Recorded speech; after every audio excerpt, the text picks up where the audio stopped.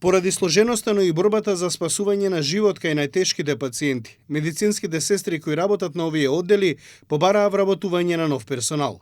Сестрите од одделите за анестезија и реанимација посочуваат дека според моменталната состојба на еден пациент има околу 4 сестри, додека според стандардите потребни се една сестра на еден пациент.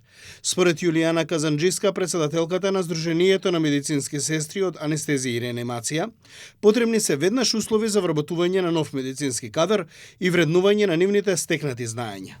Оптеретеноста е голема, тоа се пациенти кои што се по 24 часовен мониторинг и мора да изнајдеме решенија да имаме повеќе сестри и при тоа тие треба да бидат едуцирани, образовани.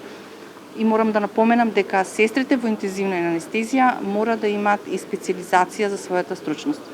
И таа специализација да биде веќе припознаена од нашиот здравствен систем и од нашите институции. Воедно медицинските сестри денес се обучуваат и за пишување на специјалистички трудови кои ќе бидат објавувани во меѓународни списанија, со што и нивната академска вредност би се зголемила. Токму ова беше во центарот на вниманието на денешниот конгрес на кој присуствува над 200 медицински сестри, кои слушаа предавање за објава на стручни трудови и како тие да се вреднуваат.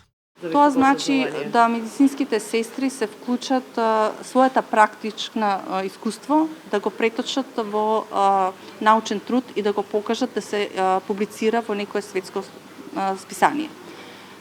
Тука подразбира соработка со нашите доктори, анестезиолози, интензивисти, кои што треба да им бидат ментори, водичи во сета таа постапка и во тој процес. Трагедијата од пожарот во Кочани ќе биде една од темите на кои медицинските сестри од Македонија споделуваат искуства на меѓународниот конгрес кој се одржува кај нас, но воедно оваа тема ќе биде представена и на следните конгреси каде што медицинските сестри ќе ги споделат нивните искуства и начин на справување по вакви тешки несреќи.